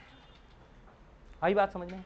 पुराने ज़माने में मूवियाँ थी, तो कैसी मूवी आती थी, दो आदमी ना एक दूसरे की आत्मा चेंज कर देते। अभी आती नहीं ऐसी मूवी, सर क्यों नहीं आती, इंस्टाग्राम का ज़माना है, आत्माएं कैसी जाएगी, अब तो डेटा जाएगा, फोटो जाएंगे, वीडियो डालेंगे, आत्मा नहीं जाती। तो ऐसे एक दूसरे के छाती पे हाथ रख दिया, मेरी आत्मा तेरे में, तेरी आत्मा मेरे में, ऐसी बिजलियाँ कड़कती थी और आत्मा इधर से उधर जाती थी। आत्मा भी कैसी थी, ऐसी है कि ना लाइट निकलती थी, लाइट उधर से एक लाइट आती थी, ये तुरंत फिर एकदम डॉन बन जाता था, ऐसे टाइप के। इसका मतलब यही है, if mass same velocity get interchanged. Mass अगर सेम है, इसकी वेलोसिटी इसमें और इसकी वेलोसिटी क्या हो जाएगी इसमें। अब सोचो जो पत्थर है, जो स्टोन्स है, वो भी एक दूसरे से टकराने के बाद एक दूसरे की एनर्जी क्या कर लेते हैं, चेंज। एनर्जी वेस्ट नहीं होती, एनर्जी क्या होती, केवल इंटरचेंज। इसी को हम क्या बोलते हैं, energy neither be created nor be destroyed. किस केस में माना है हमने, इलास्टिक कोलिजन। क्या दुनिया में परफेक्ट इलास्टिक कोलिजन होता है कभी, ना। क्या परफेक्टली इलास्टिक है, ना, परफेक्टली नहीं। तो हमने कुछ केस माना। अब एक और केस लेते हैं, ये समझ गया एकदम चिंदी। अगर मास सेम हो गए तो अगर कोई पूछेगा कि बताओ दूसरी बॉडी की वेलोसिटी क्या होगी, जो पहले की होगी ना वही दूसरे को दे दो, और जो दूसरे की है वही पहले को दे दो, हो गया चेंज। केस नंबर 2, केस 2, मानो पहला ऑब्जेक्ट जो है उसका मास m1 है, दूसरा ऑब्जेक्ट और उसकी वेलोसिटी u1। दूसरा जो ऑब्जेक्ट है उसका मास कितना है m2, लेकिन उसकी वेलोसिटी नहीं है, वो 0 है। दूसरे ऑब्जेक्ट को क्या मान लेते हैं हम, 0। 0 वेलोसिटी मतलब एट द रेस्ट, क्या मान लेते हैं उसको, एट द रेस्ट। हम इसको टक्कर देंगे, लेकिन एग्जाम्पल कैसे सीखे हम, पहला धीरे धीरे चल रहा है और दूसरा आके उसको तेजी से आके धड़क गया। अब हम क्या करते हैं, इसको रोक के रखते हैं केवल, और पीछे से आके उसको ठोक देगा। This is called as impact. क्या बोलते हैं, impact. So is impart force on that another body, वो अपना फोर्स उसको दे देगा। जैसे कि कोई आदमी खड़ा है और एक ट्रक उसको एक्सीडेंट कर दे, उड़ा दे, तो आदमी क्या था, रेस्ट पे। या होता है ना बहुत बार, एक पेड़ होता है और कोई ट्रक वाला लस्सी पी के, मानो अब ट्रक लस्सी पी लिया इसने, लस्सी पी के ट्रक को ठोक दे, तो ये तो भाई रेस्ट में है ना, और ये मोशन में। तो बताओ ये अपनी कितनी एनर्जी इसको दे देगा। हो सकता है पेड़ उखड़ के दूर गिर जाए, हो सकता है ट्रक ही उल्टा हो जाए, कुछ भी हो सकता है। तो अगर ये वेलोसिटी 0 है तो मुझे ये बताओ इसकी वेलोसिटी में क्या फर्क पड़ेगा। ये तो रुका हुआ है, देख लेंगे बाद में वो पड़ा या नहीं पड़ा, हमें ये चेक करना है रुकी हुई चीज को अगर आप ठोकते हो या कोई चीज ठोकती है तो इस चीज पे क्या इफेक्ट पड़ता है। क्या निकालना चाहते हैं हम, v1। पहली दिमाग तुरंत v1 को या ये करो, देख के मत लिखो, पहले सोचो तो सही, क्या v1 लिख सकते हैं, v इज इक्वल टू क्या लिखेंगे, twice M U upon m1 plus m2 plus m minus M U m1 plus m2। क्या यहाँ पे 1 तो यहाँ क्या लिखना 2 2, यहाँ 1 है तो यहाँ 1 और यहाँ 2 और यहाँ 1 है तो यहाँ क्या लिखना है 1। अगर ट्रिक टेक्निक से लर्न करोगे तो डेरिवेशन लर्न करने की और ज़्यादा रट्टा मारने की ज़रूरत नहीं। क्या बोला है, दूसरा ऑब्जेक्ट हिलेगा ही नहीं, वेलोसिटी जीरो है, तो अगर ये u2 जीरो है तो this whole term is zero. तो भाई v1 क्या आएगा आपका, v1 is very simple, m1 minus m2 u1 upon m1 plus m2। Game खत्म, यही तो गेम है। आपको कुछ नहीं करना, आपको लिखना है। चलो मिटा दो इसको, न्यूमेरिकल ले लेते हैं।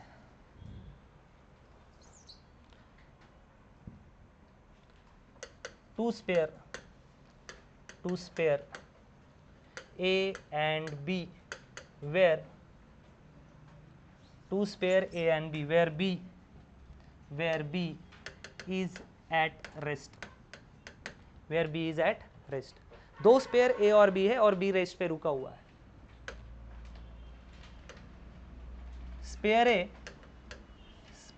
A has initial velocity 10 metre per second, initial velocity 10 metre per second, and has mass 2 kg। पहला स्पेयर जो है ना उसकी वेलोसिटी कितनी 10 मीटर पर सेकंड और उसका मास कितना है 2 kg। Sphere B which is at rest has mass 1 kg, और जो रुका हुआ स्पेयर है ना उसका मास कितना है 1 kg। Find velocity of sphere A after collision. अब सबसे पहला काम क्या है, सवाल बहुत इजी, सवाल में कोई दिक्कत नहीं है। क्या आपको V1 और V2 के फॉर्मूले निकालते आते हैं या नहीं, तो भाई ट्रिक है ना उसका, यू नीड मोर प्रैक्टिस। अगर आप प्रैक्टिस करोगे तो ट्रिक आपके हाथ में आ ही जाएगा। फिर उसके बाद आराम से केस लगाना। क्या है, दो स्पेयर है, स्पेयर ए स्पेयर बी, क्या दोनों के मास सेम है ना, मास सेम होते तो कैलकुलेशन करने पड़ते ना V1 की वेलोसिटी V2 को, sorry V1 is equal to U2 और U2 is equal to V1, बात खत्म हो जाता। लेकिन मास कितना है 2 kg और मास कितना है 1 kg, तो अलग अलग मास है, कोई बात नहीं। चलो ये स्पेयर ए है और बी है, बी की वेलोसिटी कितनी मेरे भाई 0, क्योंकि वो रेस्ट पे। तो ए आके धड़क देने वाला है, यू की वेलोसिटी कितनी है, नाम यही रखना U1 U2 ऐसे सब नाम फिक्स रखना। इसकी वेलोसिटी कितनी है 10 मीटर पर सेकंड, कितनी है 10 metre per second, okay 10 metre per second है। मास कितना है इसका 2 kg, बराबर है 2 kg, और इसका मास कितना है, मास कितना है 1 kg। तो ये तो रुका हुआ है, टक्कर के बाद देखो इसकी वेलोसिटी कितनी आती है, फॉर्मूला तो अभी ढूंढ के रखा है हमने, चलो करके देखते हैं।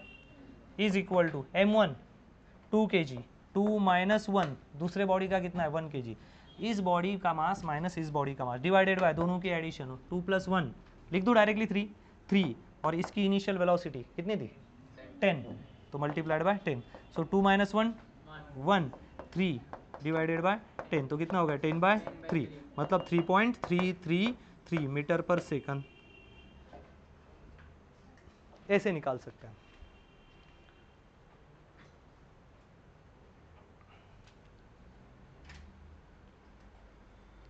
Are you understanding? प्रॉब्लम बहुत इजी है, फॉर्मूला एक बार आ जाए ना, कोई भी केस सॉल्व करना, कोई भी लॉजिक सॉल्व करना हार्ड नहीं है, लेकिन हमें लॉजिक सॉल्व करने से पहले ये पता चाहिए कि उसके पीछे क्या फिजिक्स काम कर रहा है। सवाल को अब डायरेक्टली 360 डिग्री उल्टा घुमा देते हैं, सवाल को क्या करते हैं उल्टा घुमा देते हैं। ये कर लो, ये सवाल लिख लो फटाफट,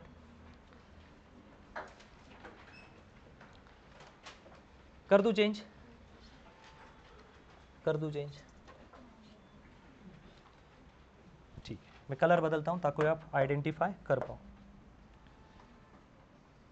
if two sphere A and B where B at rest, दो स्पेयर है ए और बी एट रेस्ट है।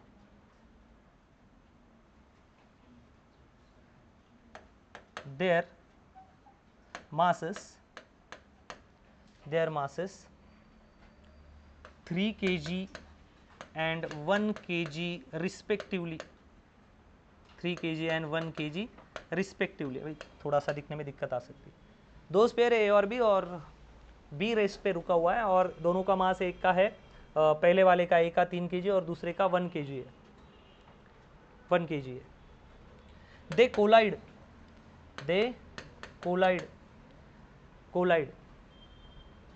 कोलाइड दोनों टकराए।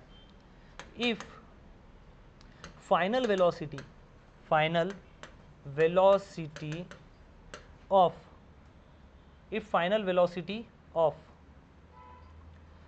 Spare A is 9 metre per second. टकराने के बाद जो कौन ए स्पेयर है उसकी वेलोसिटी कितनी रही, 9।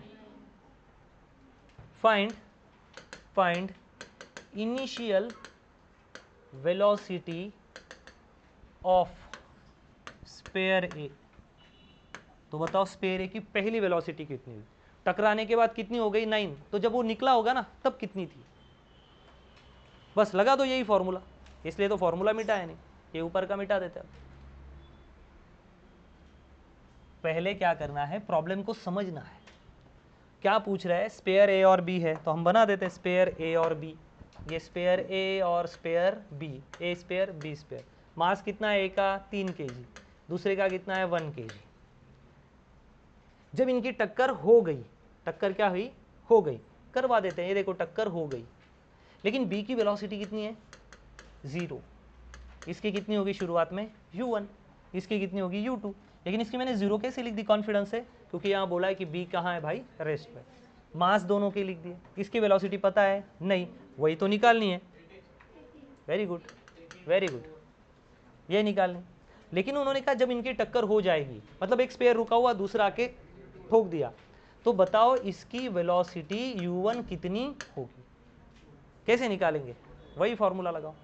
ऐसा फॉर्मूला जहां पे दोनों के मास दिए हैं, एक की वेलोसिटी 0 कर दी है और पहले वाली की वेलोसिटी पूछी है, क्या बता के उसकी फाइनल वेलोसिटी कितनी रहेगी, और इसकी बताओ फाइनल वेलोसिटी कितनी होगी। जब ये दो टकराएंगे तो इसकी वेलोसिटी कितनी आई है, इसकी वेलोसिटी आई है 9 मीटर पर सेकंड। तो बताओ अगर ये टकराने के बाद 9 मीटर पर सेकंड है तो शुरुआत में कितना होगा भाई। चलो लिखते, यही फॉर्मूला है, फॉर्मूला डिराइव करना भी इजी है। v1 फाइनल वेलोसिटी कितनी, 9 इज इक्वल टू मास कितना, 3 माइनस 1 कितना आएगा, 2। लिख देता हूँ 3 माइनस 1। u कितना है, निकालना है, u1 निकालना है, और दोनों के मास के एडिशन 3 + 1 4।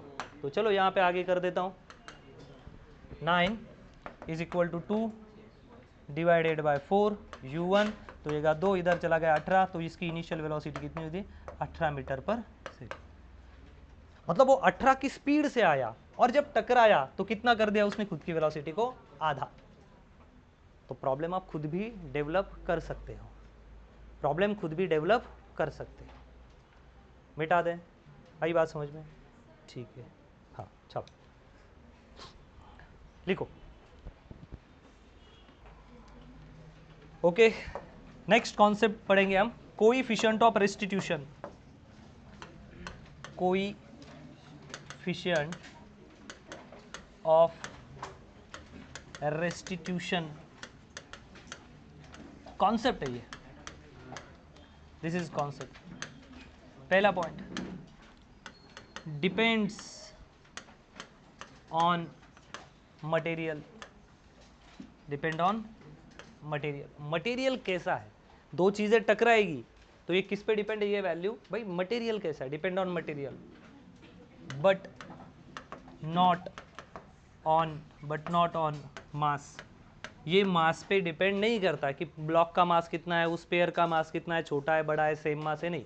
किस पे डिपेंड करेगा, केवल और केवल ये, रिकॉर्डिंग स्टार्ट है, okay. Depend on the material but not on the mass, इसको बोलते हैं कोएफिशिएंट ऑफ रेस्टिट्यूशन, जो कि काफ़ी सिंपल है। हमने एक फॉर्मूला बनाया था, जो फॉर्मूला था u1 minus u2 is equal to v2 minus v1। इस फॉर्मूले से हमने बहुत छेड़छाड़ की। इसका नाम क्या था? इसका नाम क्या दिया था हमने? Relative velocity before collision. Very good. Before collision के पहले, भाई कोलिजन होने से पहले रिलेटिव वेलोसिटी क्या थी? मतलब टक्कर नहीं हुई थी, ये ब्लॉक अपना अपनी चाल चल रहा था, ये अपनी अपनी चाल चल रहा था, ये थोड़ा स्लो चल रहा था, ये थोड़ा फास्ट चल रहा था, लेकिन अभी भी टक्कर नहीं हुई थी। लेकिन एक दूसरे को देख तो पा रहे हैं ना, कि मैं चल रहा हूँ, मेरे पीछे कोई तेजी से आ रहा है, तो मेरे हिसाब से उसकी वेलोसिटी कितनी है, और पीछे वाला सोच रहा है इसके हिसाब से मेरी वेलोसिटी कितनी। मानो कि दो रनर है ना, ये हुसैन बोल्ट है, ठीक है, और ये अपना हुसैन है। अब ये दोनों भाग रहे हैं, हुसैन बोल्ट भाग रहा है, बोलो ये तो स्कॉलर सब क्लास का हुसैन है, ये डेंजर तो नहीं, ये तेज तर्रार तो नहीं, बातें तो बहुत तेज तेज करता है, बातें जबरदस्त तेज है, लेकिन भागता तेज है या नहीं? हाँ देख लो, वो हुसैन है। तो हुसैन बोल्ट जो बोल्ट की घड़ी पहन के भाग रहा है, और ये अपना हुसैन भाग रहा है, लेकिन पता चला कि ये तो स्लो भाग रहा है और हुसैन जबरदस्त भाग रहा है। उसने कहा कैसे मोटिवेट हो गया? बस ऐसे ही सर ने हमें u1 माइनस u2 सब सिखा दिया, बराबर पकड़ ले गए। एक दूसरे के हिसाब से, जिसको हिंदी में कहा जाता है सापेक्ष, एक दूसरे के सापेक्ष में या रिलेटिव टू ईच अदर इनकी वेलोसिटी कितनी है? ये है u1 माइनस u2। और ये क्या है? रिलेटिव वेलोसिटी आफ्टर कोलिजन, टक्कर के बाद। क्या मैं ऐसा लिख दूं? u1 minus u2 is directly proportional to v2 minus v। भाई जितना पहले होगा उसी पे कुछ ना कुछ आंसर तो डिपेंड होगा। हम इस डायरेक्टली प्रोपोर्शनल साइन को हटा देते हैं। हमें ये पता चला कि मटेरियल पे डिपेंड है और मास पे डिपेंड नहीं, क्योंकि फॉर्मूले में कहीं मास आ रहा है तो मास पे डिपेंड नहीं। ब्लॉक छोटा हो बड़ा हो, स्पेयर छोटा बड़ा कुछ भी हो सकता है। मैं डायरेक्टली प्रोपोर्शनल साइन हटा देता हूँ और एक कॉन्स्टेंट वैल्यू लगाता हूँ। मैं लिखता हूँ u1 minus u2 is equal to E v2 minus v1। लिखो इसको, u1 minus u2 is equal to E v1 minus v2 minus v1। भाई बात समझ में? मैं इस टर्म को इधर भेज देता हूँ, ये पता है ना, relative velocity before collision, relative velocity after collision, तो इसको यहाँ शिफ्ट कर देता हूँ। E is equal to u1 minus u2 upon v2 minus v1। ये जो रेशो है टकराने की पहली वाली वेलोसिटी डिवाइडेड बाय टकराने के बाद की रिलेटिव वेलोसिटी, वेलोसिटी नहीं रिलेटिव वेलोसिटी, इस ई को बोलते हैं कोएफिशिएंट ऑफ रेस्टिट्यूशन। इस पे सवाल आते हैं, कोएफिशिएंट ऑफ रेस्टिट्यूशन। टकराने की पहली की वेलोसिटी, वो भी कौन सी? रिलेटिव। रिलेटिव जैसे ही बोला तो एक नहीं दो, पहले ब्लॉक की, पहले स्पेयर की, दूसरे स्पेयर की, दूसरे की बाद की टकराने की, और दूसरे की टकराने के बाद की पहले ब्लॉक की वेलोसिटी, इन दोनों का जो डिफरेंस है, रेशियो है, रेशियो, इसको क्या बोलते हैं हम? Coefficient of restitution. हमने एक स्टेटमेंट और लिया कि कोई भी बॉडी परफेक्ट इलास्टिक नहीं, कोई भी बॉडी परफेक्ट प्लास्टिक नहीं। सर ये निकालते क्यों है और इसको कांस्टेंट क्यों बोला जाए? ये इसलिए निकालते हैं कि हमने ये स्टेटमेंट देख लिया है कि कोई भी बॉडी ना तो परफेक्टली इलास्टिक है ना कोई परफेक्टली इन इलास्टिक है, लेकिन थोड़ा बहुत इलास्टिसिटी बताएगा। मैंने कहा कि मैंने दीवार पे बॉल या जमीन पे बॉल फेंक के मारा, ये जमीन पे बॉल गिरा, ये जमीन से गिरने के बाद वापस तो आया ना, टूट के बिखर तो नहीं गया रबर का बॉल, मतलब इसने इलास्टिक नेचर बताया। मैं ये कह रहा हूं कि अगर मैं यहां से बॉल को ड्रॉप कर दूं तो बॉल जमीन के गिरने के बाद भले मेरे हाथ में ना आए, लेकिन यहां तक तो आएगा। इतना लॉस हो गया एनर्जी का, लेकिन थोड़ा बहुत इलास्टिक नेचर उसने बताया। किस पे डिपेंड है ये? मटेरियल पे। किस पे डिपेंड है? मटेरियल। अब वो देखो कैसे, अगर मानो कि फ्लोर हार्ड है घर में और हमने बॉल फेंका तो बॉल जाएगा, बाउंस होगा और ऊपर आएगा, भले थोड़ा कम आए लेकिन आएगा जरूर। अब हम करते हैं कि यहाँ पे ना कॉटन रख देते हैं, कॉटन, अब बॉल को फेंकते हैं, क्या बॉल उतना भी आएगा या उससे और कम हो जाएगा? और कम हो जाएगा। किस पे डिपेंड है? मटेरियल ऑफ टू स्पेयर या टू ऑब्जेक्ट या टू बॉडीज की जो क्या हो रही है, कोलाइड। आई बात समझ में? तो ये मटेरियल पे डिपेंड है, और मटेरियल की वैल्यू तो अलग अलग है। फ्लोर पे बॉल फेंका तो भाई फ्लोर और बॉल का कांटेक्ट हुआ, और कॉटन पे और बॉल को फेंका तो कॉटन को क्या होगा, कॉटन जब गिरेगा तो कॉटन ज़्यादा उसको रिएक्शन नहीं मारेगा, स्पंज है। आई बात समझ में? हो सकता है कि मैं गोबर लूँ, दिस इज गोबर, और गोबर जोर से पटकूं, गोबर ऊपर नहीं आएगा, लेकिन मुंह जरूर थोड़ा सा गोबर से भर जाएगा, छींटे पड़ जाएंगे मुंह पे, ऐसा हो जाएगा, ये तो गोबर है। आई बात समझ? इसका मतलब क्या है, डिपेंड ऑन मटेरियल की रिलेटिव वेलोसिटी कैसी होगी। सो ये रेशियो है, इसको बोलते हैं कोएफिशिएंट ऑफ रेस्टिट्यूशन। कोएफिशिएंट का अर्थ होता है वैल्यू किसकी, रेस्टिट्यूशन की, भाई टकराने से पहले की रिलेटिव वेलोसिटी डिवाइडेड बाय टकराने के बाद की वेलोसिटी, इसका जो वैल्यू आएगा वो आएगा e, and e is depend on what, material. E किस पे डिपेंड करता है, मटेरियल पे। अगर ई का वैल्यू 1 आता है, ई का वैल्यू अगर 1 आता है, सो बॉडी जो है जिनके कांटेक्ट हो रहे हैं वो कौन सा नेचर बता रहे हैं, कौन सा कोलिजन है ये, दिस कोलिजन, या हम लिखते हैं type of collision is elastic. Collision किस टाइप का है, इलास्टिक। मानो कि एकदम स्टैंडर्ड कंडीशन है, एकदम स्टैंडर्ड कंडीशन है, कोई फ्रिक्शन वगैरह नहीं आना चाहिए। अगर वो 1 आ रहा है तो किस टाइप का कोलिजन मानना चाहिए आपको, इलास्टिक कोलिजन है। कोलिजन मतलब क्या होता है भाई, टक्कर हो गई, दो चीजें, दो स्पंज के बॉल काफी नरम है, कोई फ्रिक्शन नहीं, आए एक दूसरे से टकराए, और जिस काइनेटिक एनर्जी से टकराए थे ना, फिर उसी काइनेटिक एनर्जी में दूर दूर चले गए। तो उस टाइप की, सर नहीं ना, थोड़ा बहुत तो लॉस होगा, हमें पता है थोड़ा बहुत लॉस होगा, लेकिन मैक्सिमम तो काइनेटिक एनर्जी दिखाएगा ही। तो ऐसी बॉडी को क्या बोलते हैं, इलास्टिक कोलिजन बोलते हैं। इसी कोलिजन को क्या बोलते हैं, इलास्टिक। अगर ई अगर 0 आ जाए कभी आंसर में, एग्जैक्टली 0, जैसे कि मानो कि एक कांच है और उस पर किसी ने पत्थर मार दिया, तो क्या हो जाएगा, दोनों टूट जाएंगे, या पत्थर निकल से गिर जाएगा और कांच टूट जाएगी। तो ये कौन सा कोलिजन है, ई अगर 0 आता है तो इन इलास्टिक कोलिजन। और डे टू डे लाइफ में दिन भर में हम 50 बार तो कोलिजन कर ही लेते हैं। क्या कर लेते हैं, कोलिजन। कोई दोस्त आता है, हम चलते रहते, दोस्त आता है और पीछे से ऐसे हाथ मार रहा है, और भाई क्या चल रहा है, क्या हो गया, उसके हाथ का और आपका पीठ का कोलिजन, तो उसके मारते हम थोड़ा सा आगे बढ़ जाते हैं और वो थोड़ा क्या हो जाता है, स्लो, क्या हो गया, कोलिजन।